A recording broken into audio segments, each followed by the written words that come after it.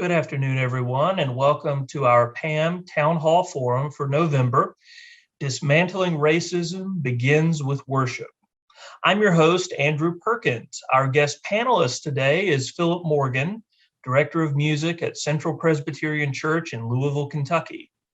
Phillip recently penned an article with the same title in the 55.2 issue of the Call to Worship Journal.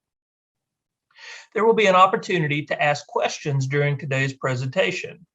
Please feel free to submit questions or comments in the chat.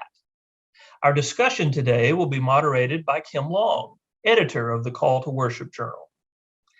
Now, please welcome our guest, Phillip Morgan. Hi. There you are. Hi. I'm going to apologize right at the beginning because there's a beagle growling behind me, and I'm really hoping that he is not going to take over here. So, Phillip, I have appreciated your writing for Call to Worship over the last couple of years. You have a way of getting to the heart of a question. And a big part of that is your willingness to be, to tell the truth and to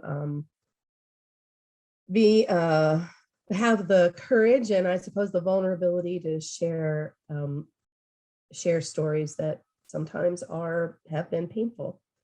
But you share them so that we can learn something from them. And you've done that in this article beautifully. I also really appreciate that at the very beginning, you pose what I think is the quintessential question. When we are worshiping, are we simply talking about dismantling racism, or are we actually doing something to dismantle racism? This article, I think, has really helped us get to that question. And the stories that you share here do that in a way by kind of exploring when you knew that something didn't feel quite right, and you took the time to work through that, both in your own self and with your colleagues. And I wondered if you would just say some more about that. Sure. As always, thank you to Kim Long for being here, who she's been incredibly modest about her role in helping me write these things, and that she's often the first call to help me sort of sort out what I'm thinking about and which stories might be helpful in learning something. This article started with Kim calling and asking me, well, actually not even asking me. We were talking about the issue of dismantling racism in worship for Call to Worship. And she was telling me some of the authors she had lined up, and she knew to get me very excited about what they were writing and then say, what do you think you'd like to write about? And it started with this notion of what does it mean to be working in a mostly white, Protestant mainline denomination, and bringing all of the gifts that I possess as an African American to worship in that context, especially musically. And so for a long time, the title couldn't come up with a title, so we were just simply calling it Black and Presbyterian. And until about 3 weeks ago, that was even the title of this town hall forum. But in the process of writing, I actually, in another town hall forum, acted in the role Kim is doing today with David Bjorlin, who had written an article for the poverty issue of Call to Worship. And the question he posed in some of the research he had done, especially of the most commonly sung hymns based on one license usage and CCLI usage, was, are we singing about poor people or are we singing with poor people? And how the language of poverty really shapes our view of poverty in worship. And so after that, I began to think, are we singing about racism or are we singing in a way that's actually doing something about it? And as I began to search and read and study, the Directory for Worship had some great language about what we should be doing. And that was not just simply to sing about it, but that our movements and acts of worship should in themselves be aiming to dismantle racism. And then I began to reflect on my own experiences and think more fully about, do I do that? How do I do that? Mm. And the story that sort of opens this article is the church I serve now, the Presbyterian Church. I inherited a tradition of a Mardi Gras service. And it was aimed at being a lighthearted Sunday full of fun before the Lenten season began. And I think for lots of people, it was that. But the way that manifested mostly was that we borrowed music traditions from African American places and relegated them to the fun day. Hired a Dixieland jazz band, sang things like Blessed Assurance, Leaning on the Everlasting Arms, good Sunday night hymns that are still sung in the African American church.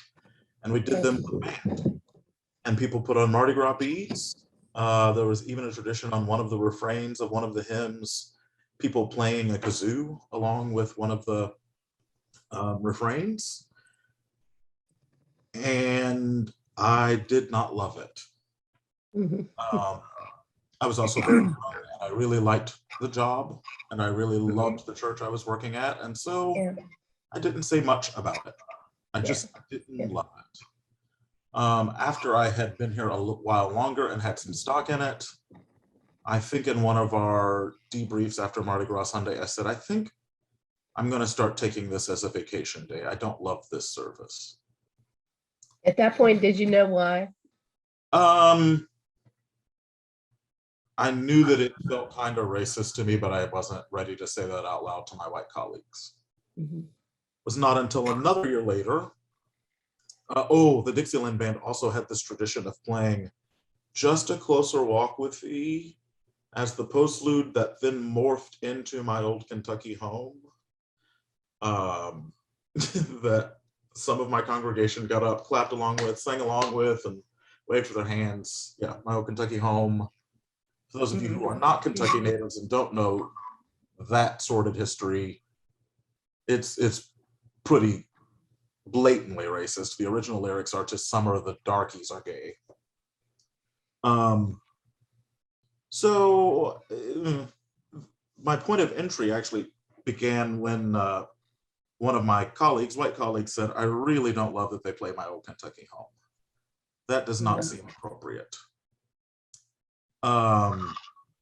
So that let me sort of take a deep breath and lay it all out there of, well, for a long while, I felt that way, and not just about My Old Kentucky Home. The traditions you're borrowing are not being borrowed in perhaps the best spirit. Or I maybe think for the best reasons. That when my grandmother stood up and sang Blessed Assurance, she wept. There was no Mardi Gras beats and clapping and swaying around like she just had 6 hurricanes in New Orleans. That was not the general feel. And so remembering that story and my original question of, are we singing about it? Because at Central Presbyterian, we are very much about dismantling systemic racism. Made me think of some things and ask some questions. And I think on a normal day, a normal Sunday at Central, we very much are doing the work of dismantling racism in worship. And we, mostly because we make the choices differently than we were doing for Mardi Gras Sunday. For Mardi Gras, we thought we need this style of music. It has to be fun. It has to have this feeling. But we never, in musical choices, started with scripture text. Never talked about what we might be saying on what is traditionally Transfiguration of the Lord Sunday. It was all about what song could the band play. Right. And we've heard that question come up in other contexts as well, haven't we? Yes, and we never did that for other Sundays. We just didn't do that. So we began to shift our thinking around that. We still do Mardi Gras Sunday. I, as a former, Baptist, born and bred African-American Baptist, can always find a hymn that connects to scripture that is appropriate to do in a jazz style, and will be aided by the addition of bass and drums and maybe some brass. I can always do that. But our hymn selecting and musical selections don't happen because it's Mardi Gras Sunday. Now, there's the other flip side of this, in that you can make the mistake the other way of, it's Black History Month, let's plan Black History Month worship. It's the same sin. You're thinking more about the feeling or outcome you wish to have, and less about proclamation of the word and what you might be saying to people through scripture. Yes. Sometimes I think we think that to be warriors for justice, for lack of a better word, or combat racism in our services, we have to add something to the scripture, instead of remembering that the reason we do this is because we are told to do so in scripture. That's a really good insight. And we do this in all kinds of ways, not just black and white things. Youth Sunday, the very concept of we have to have one Sunday a year to highlight what the youth offer to this church, as opposed to including them as a complete and whole part of worship every week. Martin Luther King Sunday. Let's sing Lift Every Voice and Sing because it's MLK Sunday. How about sing it when the children cross, the river? Because that's really what that hymn is about. And when you relegate music of a certain people to a certain time, what you're saying is that that's all those people have to offer, and they are not first children of God. Wow. I believe that I'm a child of God first, and I just happen to be black. Right. And so my experience one way does not negate my experience the other. Yeah. You're not a category, are you? Yeah. So, and I talk about all of those things in the article and how we can get into the danger of checking boxes. Did we pick the hymn in a different language? Did we pick the global hymn? And the better thing to do, in my opinion, is to think, what is worship? What is the point? What are we trying to say in worship? And make appropriate choices. It's also important to remember that what we're talking about here is dismantling systemic racism and not erasing racial prejudice. So I feel a lot of people make choices of, oh, I will pick this spiritual and people will love it, and that will just heal things. But that's trying to erase racial prejudice. And what we're really trying to do is dismantle the systems. And some of our worship has these very symptoms that have been incredibly colonized and perhaps need to be dismantled.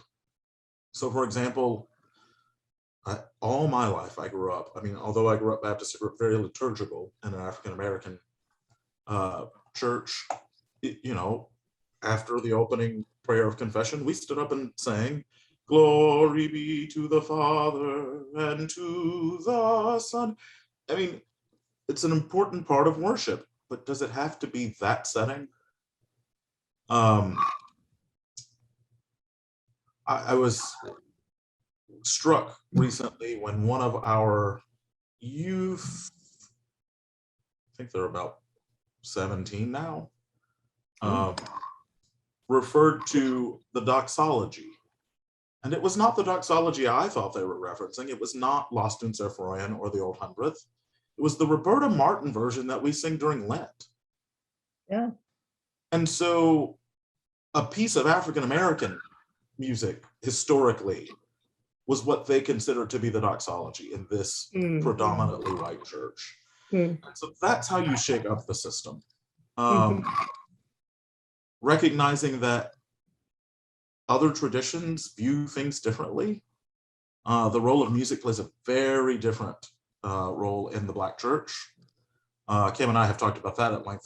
There were several paragraphs in this article that never made it to you about why is it that music is so much a part of worship in a Black church? And I sort of stumbled in conversation and research with Kim that it's illiteracy. So the systemic racism of illiteracy, I mean, if there are laws on the books during slavery that say you cannot learn to read, you cannot learn to write. Right. So how do you worship? You can't pick up a bulletin and read the general thanksgiving or the prayer of confession. You sing them. And that what that passes down through generations is that becomes our liturgy. Mm-hmm. So a renewal of baptism for me is really singing Take Me to the Water, because that's what you sing at every African-American baptism. Kumbaya becomes a liturgical moment when you are invited to prayer. Just hearing it played acts as liturgy. And So no, all if I could interrupt you, so Kumbaya to me is from, youth group retreats around the campfire, right? And so, and sometimes you hear people say, it's not just a Kumbaya moment, right? Just one tiny example of the differences between, and Carlton Johnson went into this in the last town hall, between the experiences, the stories, the relationships, the theological connections that go with the same song are different for different communities. So knowing, like I actually never heard you say that about Kumbaya before. Mhm. Knowing that you've got a completely different experience of that song makes me want to know, wow, what does that mean to you, and how could that be a liturgical moment? Right. And it's part of that planning thing. It's not part of it, is that planning thing. So Kumbaya in an African-American worship service is used to invite people to prayer. Many youth groups in white churches have used it because it has 3 chords and it's easy to play on a guitar around a campfire. Right. The reason for singing it has been so different that we've kind of lost the strength of it.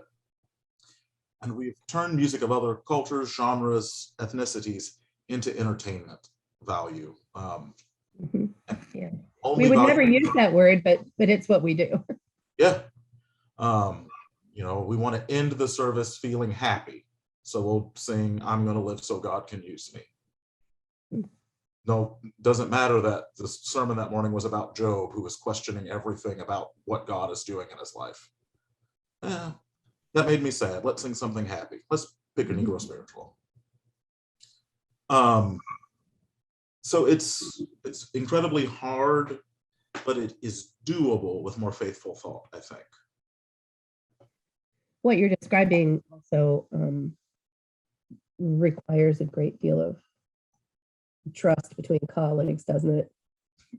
Yes. You can't just jump into this pool, in the deep end of the pool, without having established a connection. Right. It requires, I think, 2 things. One, that great deal of trust between colleagues, especially minister, preacher types and musicians. And it also requires musicians to sort of honor things that perhaps they're not very good at. Especially white musicians. Sometimes I think that spirituals are relegated to certain days because the music director is not very good at playing them regularly. So if you're uncomfortable with gospel or jazz or even an a cappella spiritual, you'll only do it when you think you have to. And what I think I'm here to say to you is, you have to every Sunday. If you really are committed to this work and think that God calls us to live justly, then you have to do it every Sunday. It is not only for the second Sunday of January. So getting as comfortable with playing gospel is as important as practicing Bach. Right. And I'll be honest, I ain't that very good at Bach, but I practice. Takes a lot of practice, and it's still not very good at the end. So don't worry, I'm not going to show up to your church and tell you everything you did wrong in sin very soon. If you call and ask me, I'll help you. but it shouldn't prevent you from stopping. Yeah, trust between colleagues is very hard.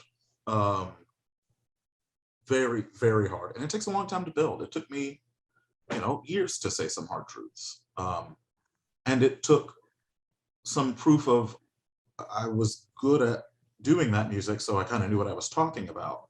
So I can imagine, but I can't fully imagine what it's like to be perhaps a white organist who's uncomfortable playing piano gospel music, feeling these things and wanting to communicate to maybe even a smaller congregation how we should do this more faithfully. I can offer you a listening ear and some guidance, but I can't fully live into that situation. So I want to recognize that that's incredibly hard.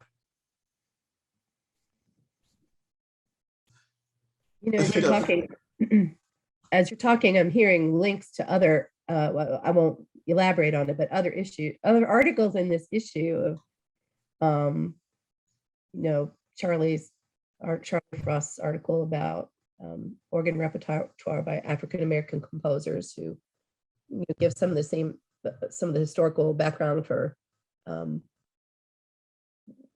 you mentioned in terms of literacy and access to publishing and so forth. Another one just went through my head. It's gone because what happens to my brain these days. But I just try to say there are connections all through that issue that I hope people will notice.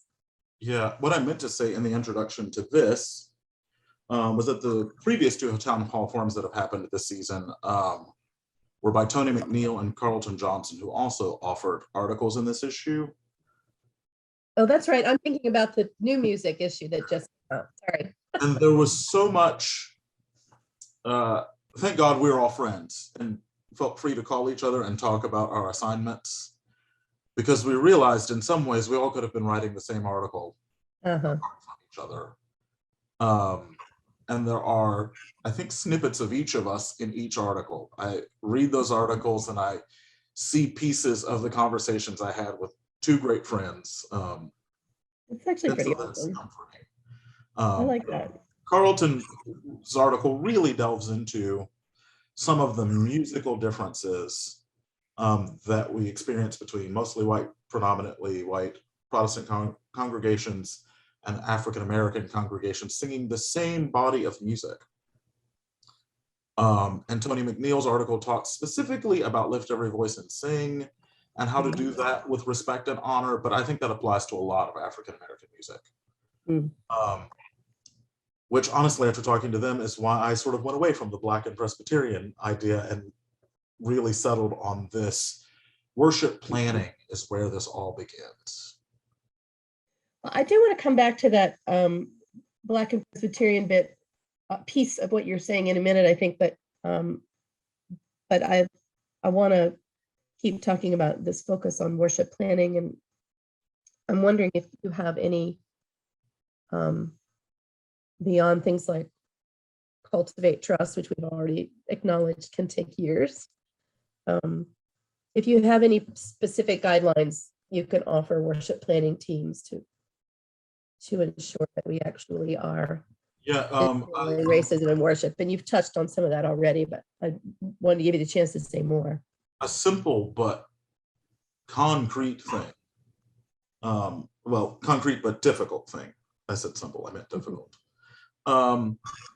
Start with the piece of your service that is the thing that doesn't change. Do you sing the same Gloria Patri each week? Do you sing the same doxology each week? The thing that is most like a system in your order of worship, and change it. So for the Gloria Patri, instead, do something in Spanish. Gloria, Gloria, Gloria. Yeah, incredibly short, easy musically, actually kind of easier than the traditional one. But just that, what does it mean to dismantle systems? Doing that as a worship practice lets us carry that over into our lives. Yeah. Um, You know, I'm thinking of how, like, what's one of the systemic things that we can disrupt, I think, is, I hope I can say this clearly. You know, since the Book of Common Worship has come out, there's, you know, we've been talking more and more about colonialism, and yes, that one, I recognize it, about colonialism, and you know, the European, I mean, this book is the product of you know, centuries of a European tradition. And David Gambrell and I, you know, when we were in the process of editing, had to work through what's our mandate here. Can we revision an existing book completely overcome the Eurocentric soil out of which this tradition, this liturgical practices, these liturgical practices grow? Of course, our answer was, we can do this much, but we can't do it all in a book. But one of the things that I'm hearing you say is that there are pieces of that, you know, if you are disrupting and doing it not only to say, oh, okay, we're going to do something different today. But you're not really. You're doing something the same. You're just doing it in a non-white way. Right. And to connect it with the people who perhaps first sang that song, the people who came up with that song. One of the examples of this that is so moving to me is the song Yesu Tawa Pano. You know, and can you remember, this is embarrassing because I'm undercutting my very point. I can't remember where the song is from. But were I to use it in worship, and I would look that story back up again, and it's in the little notes at the bottom of the page. And it seems like such a little, like a simple little song. Jesus, you know, the translation is, Jesus, we are here. Jesus, we are here. Jesus, we are here today. And you think, oh, well, maybe the children's choir could sing it. No, actually, you know, the note says that the people who are singing this song in another part of the world are walking 5 and 6 and 7 miles to get to church so that they can worship together. They'll have to walk that distance home. Thank you, Andrew. And so to walk all that way and be rejoicing, not only the fact that you're together, but you are able to come together to praise God. Yeah, you would say, Jesus, we're here. and then you sing that song completely differently. So it's not only to disrupt it for the sake of disrupting it, but to disrupt it with some understanding of what's behind. Do you know what I'm trying to say? Absolutely. There's intention from who the people are that. There's real intentionality in the planning, and it's done for a reason. That's not just let's do something different or let's do something like this. And the nuggets I've talked about of picking one thing and changing it is actually inspired from the Book of Common Worship.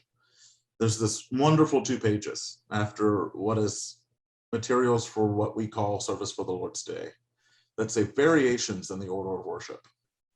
And just these concrete things you can do to vary that, those movements through worship are a good place to start with looking at how is the order conceived, where are the systemic things, how can we disrupt them, how can we dismantle them if need be.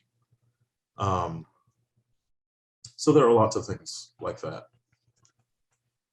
I can't remember what your original question was, so I guess ask me another. If you had, I think I probably derailed you. If you had specific guidelines for worship planning teams. So you gave a very good example of disrupting, pieces of the system, and then yes, things like that. Being intentionally diverse without having measurements or rulers. Checklists. Yes, I can't do that. I can't think, oh, we didn't pick anything non-English this week. But every once in a while, you do have to step back and go, am I picking enough non-English things? Mm-hmm. But to get so minuscule, down to the minuscule level with it, you'll rob yourself of really spirit-led planning, I think. That's where thinking about the arc of a season is useful, I think. You don't have to do everything. It's like, first year preaching classes, you want to say everything that you have to say in one sermon. No, actually, you're going to have, 20, 30, 40 years of preaching. You're going to have a lot of time to say things. So, to think it's not only about just not jamming everything in, but, to even think, not what happens on, let's say, Advent 1, Advent 2, Advent 3, Advent 4, but what's the whole arc of that season? Where is it taking us? And is another way to maybe think about how to do what you're talking about over a period of time. Yes, the other piece of it is more long-range planning. More long-term planning helps you. Yeah. Yeah, I think those are the criteria I kind of live by. Thank you. I have a feeling that there are other people who want to jump in here, but I just have one more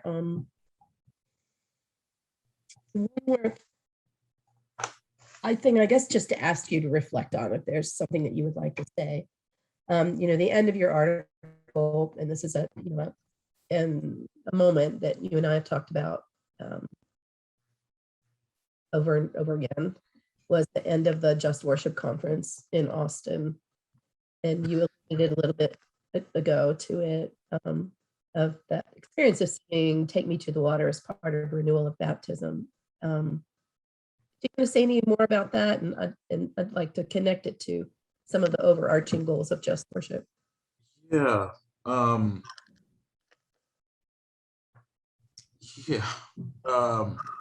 gonna try to talk about it and not cry again. Like 3 years later at this point, it still makes me a little weepy.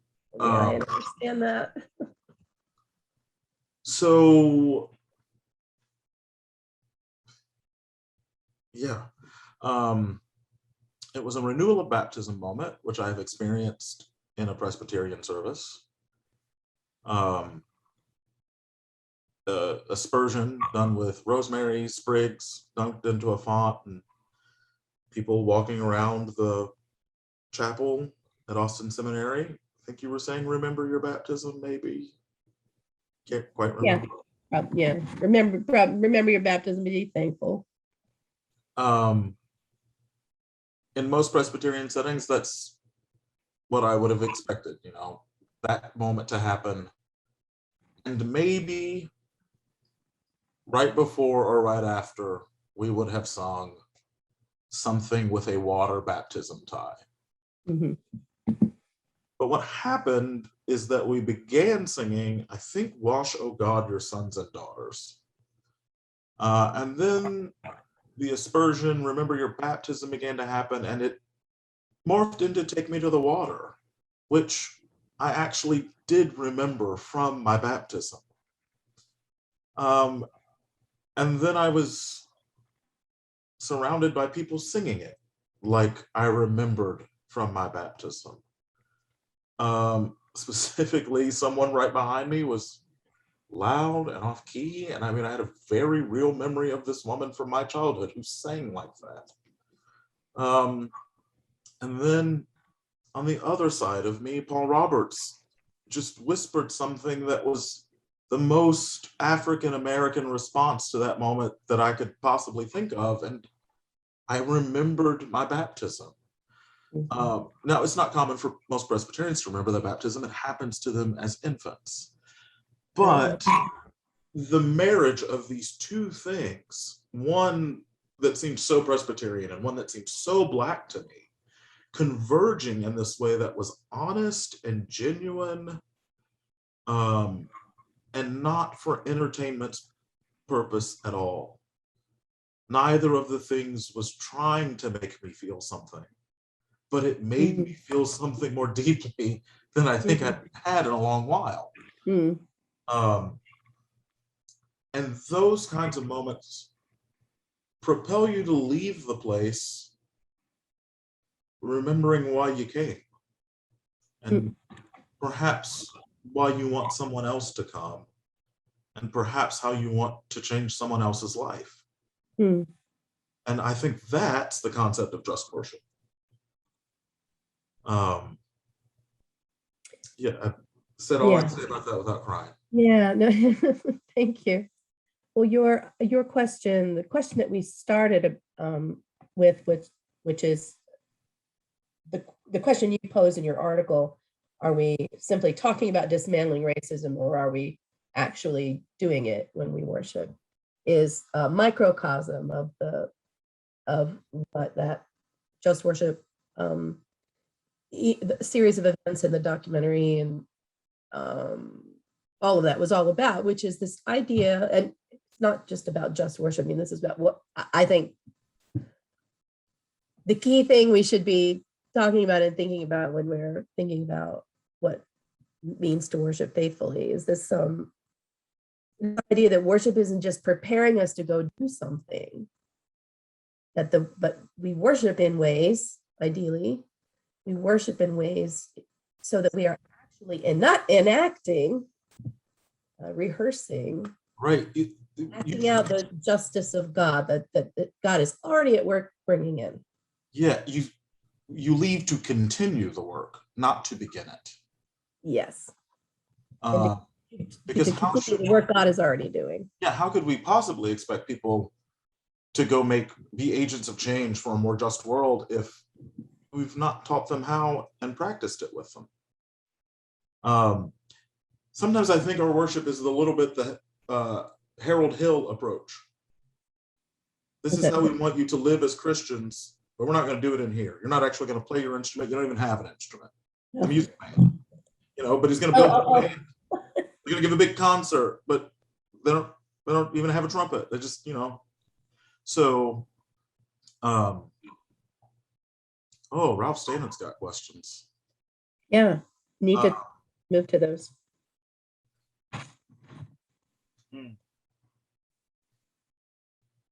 I'll answer the first one. What is it about the Presbyterian Church that influenced your decision to leave your Baptist background? It was nothing about the Presbyterian Church, honestly. I just knew that I wasn't going to be Baptist anymore. And that was just some horrible theology around my sexuality. And so I knew that was not going to work for me if I wanted to keep my sanity. And and that happened early on in life when I came to college. But the Presbyterian Church, specifically the one that I'm working at, before committing to the work of dismantling systemic racism, had shown the world how to be open and affirming, I think. And so I found a home here.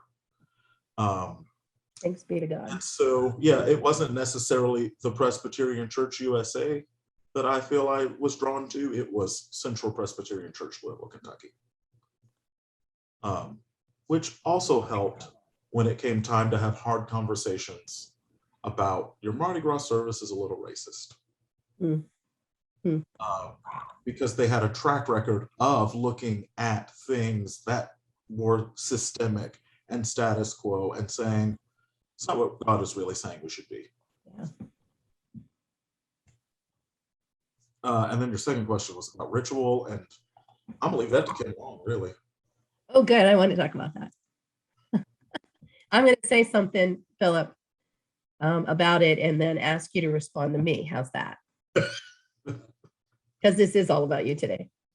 It's a concept. So Ralph's question is, the concept of ritual in worship still relevant in today's worship? I say absolutely. One of the things that, first of all, I want to make a distinction between ritual and rote. Rote is the stuff we do over and over again without thinking about it. Ritual are the actions that we agree upon to do together, again and again and again when we gather, because we understand that there's value in them. The rituals that we do, and probably when we say ritual, everybody's got something different in their mind. I could think of the way we do communion is a ritual in your particular church. The ritual of saying prayer of confession and hearing assurance of forgiveness every week. That's a ritual. Part of the power in them is that they're things that we do together. They're not just things that we think about. They tend to be things that are embodied. So I think that it is absolutely a place for it. It's our common language, if you will. And that sometimes practice, even if you don't always feel like doing stuff, right? You don't always feel like praising. You don't always feel like praying. You don't always feel like singing. But the fact that there's a community gathered and doing this ritual together, whether we feel like it or not, sometimes, it goes beyond the words that we say or the feelings that we have or our will or lack thereof, and carries us along. The second thing about it, though, I think that I really appreciate in the Presbyterian Church is this idea of form and freedom. So we have, we've got a form that we've agreed on, this general sort of four movement gathering, word, Eucharist sending, this order that we've agreed on, but we have a tremendous amount of freedom within it. So think of everything that we do together on a Sunday morning as our ritual. We don't always have to do it the same way. And in fact, as Philip has just said so beautifully, not only do we not have to do it the same way every week, but we're probably not being as faithful as we could be if we did it exactly the same way every week. That's it.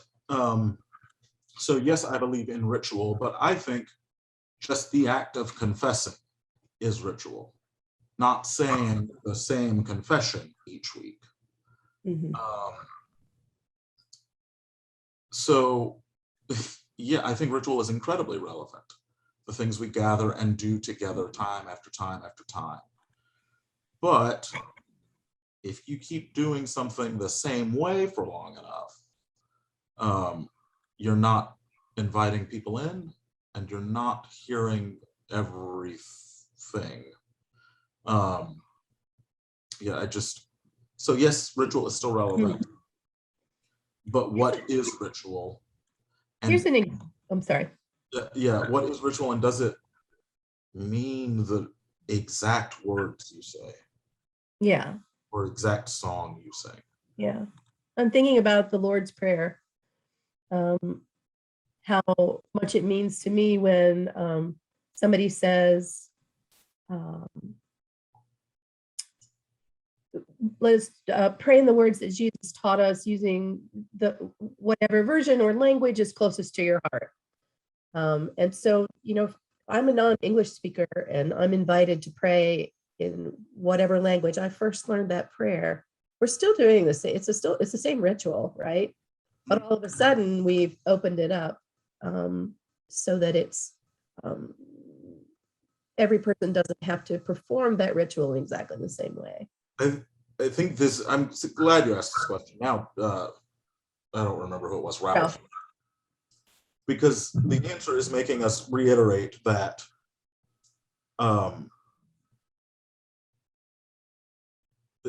that we are opening the ritual to more people. We're not erasing it. But in things like saying the Lord's Prayer in whatever language is closest to your heart, as Kim said, we're saying the same thing.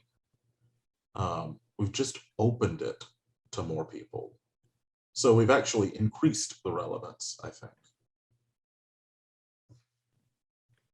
Yeah, we've set a place at the family table for family members who are already there, but we just hadn't made room for. Deanne Wood. I think the idea of dismantling racism is very important. However, I serve an all-white church in a fairly isolated, nearly all-white town, and I'm imagining this is a hard sell. How can I begin with this work? Yeah, I think you're not wrong.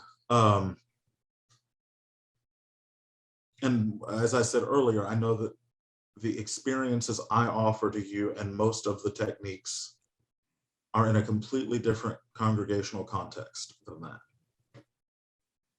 That said, well, I don't know that I'd serve at an all-white church in a fairly isolated part of the South. But if I had to, if that's where the Lord called me, what would be my first step? Engaging, if you're at a Presbyterian church, engaging the session in some study about why you do what you do, neither black or white, but just what do you do in worship and why do you do it? And I think the tool I would use to engage them in that is David Gambrell's Presbyterian Worship Question and Answers.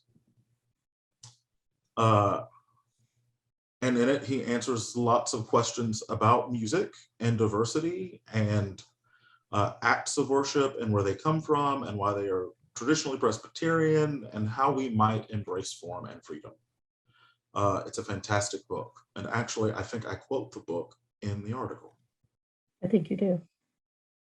Especially when he talks about blended worship. So that would be my first starting point. And allow your session, who is supposed to be the measurement of your congregation, allow them to do that work faithfully and honestly. And once they have measured where they are, show them how they might move to a better place. And then you might say, how about we do some non-English things in the music? How about we move this piece of the liturgy elsewhere to be more faithful and perhaps prompt a different response from our congregation? But I would not go in and do Gospel Sunday next week. I would not go do Jazz Vespers. Please repeat the name of David Gambrell's book, Presbyterian Worship, Question and Answers. So Westminster John Knox publication. Appreciate Carlton's comment here. Another way to begin the work of dismantling racism in an all-white town/congregation. Ask the question, why is it so? What happened to the people who were there before it became all white? Oh, I was reading comments while you were talking. I'm sorry. Repeat all that. Sorry. I was just reading Carlton's comment there about, asking the question about what happened to the people who were there before the town became all white. Going into the history of a town seems on the surface like a pretty safe thing to do, right? And then until you find out what's there. I would also, I forget now who asked this question about the town, Deanne Wood. We had mentioned the Just Worship Conference that had taken place in Austin in 2019. And we actually got a huge grant to make a professional film about that event. It's about, a half an hour long, and there's a study guide that goes with it. It's all completely free. And the idea is it's split up into segments. Paul Roberts is one of the preachers. Phillip is one of the music leaders. Tony McNeil, that he mentions, is one of the music leaders. Margaret Amer is one of the preachers. So some people whose names you've really, we've gotten to know are all part of this. And the idea of it, again, is thank you so much for putting it up there, Philip. Philip's just put the website up there where you can download the documentary and download the study guide. Again, it's completely free.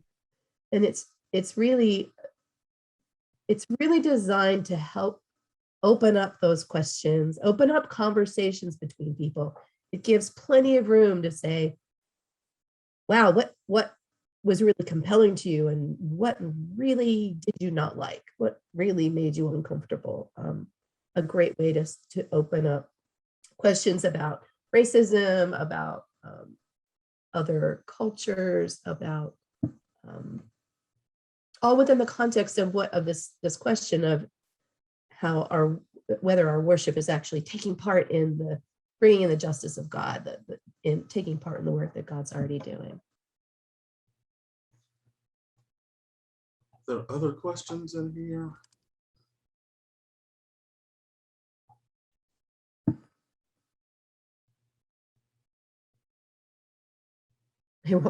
We're catching up with the chat.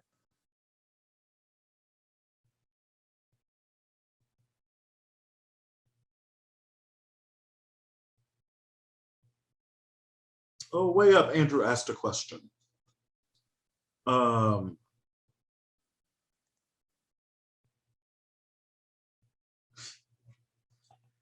The nuts and bolts of the question are to embrace other ethnicities, cultures, styles.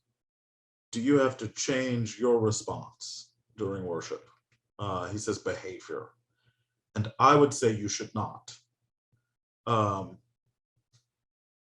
I know the whole scope of your question and I don't want to attack anyone, but I think it is unhonest of me as a Black person to say, well, I'm doing this thing that's from me. So now you have to pretend to be me. You have to pretend to be Black so that you're having the same reaction and I'll get the same energy or the same vibe. That's not honest.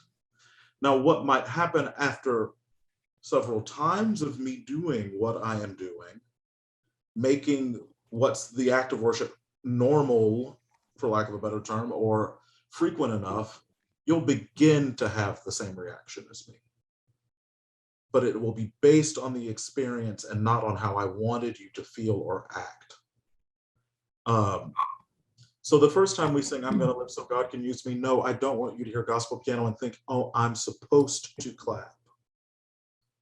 What I want to happen is after we've done that 20 times over a couple of years, the congregation just begins to clap because they have no hymnals in their hand because they know it. That's how those things are born. But trying to put yourself in the shoes of my grandmother and respond the way she would respond is disingenuous and a little disrespectful. Joanne Hill, the last name of Roberta is Roberta Martin, very famous gospel pianist, kind of the real founder of gospel piano playing. And she adapted, it's not really a version of the doxology, it's actually a gospel adaptation of Duke Street, which lots of people use for the tune for the doxology.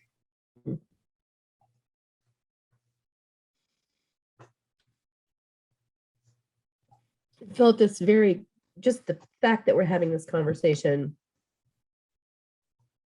underscores to me the importance of cultivating relationships, not not for the sake of seeing what you can get from somebody, right? Not for the sake of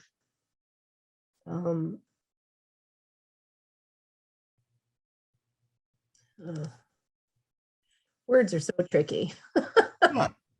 Words are tricky. Not to be a consumer of your Blackness. Right. Put it bluntly. Right. Because what I'm here to do is not to entertain you and not to make you feel good about having come to sit in this space and worship.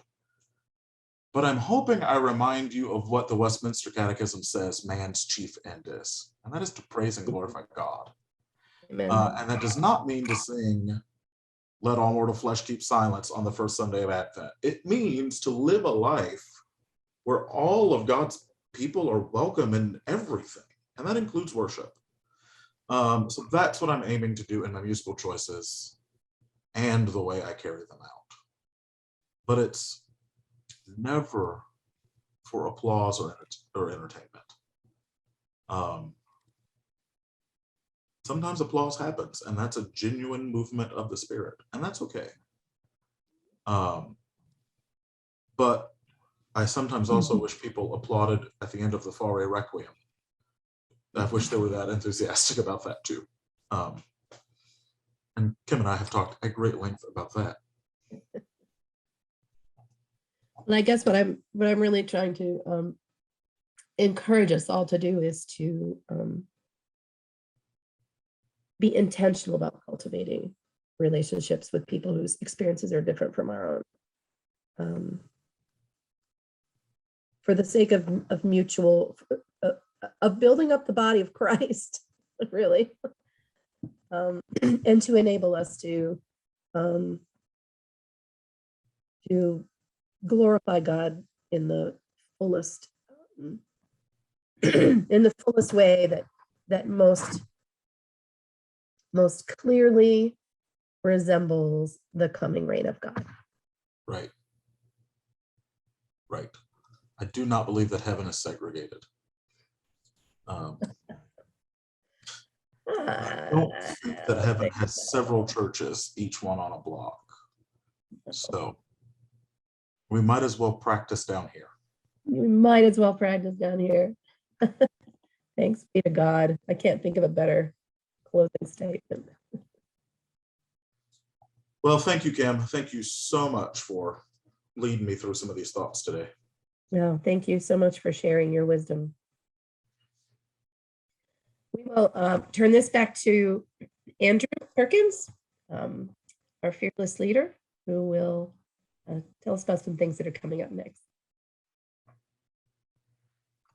Absolutely, and thank you both for an outstanding discussion today.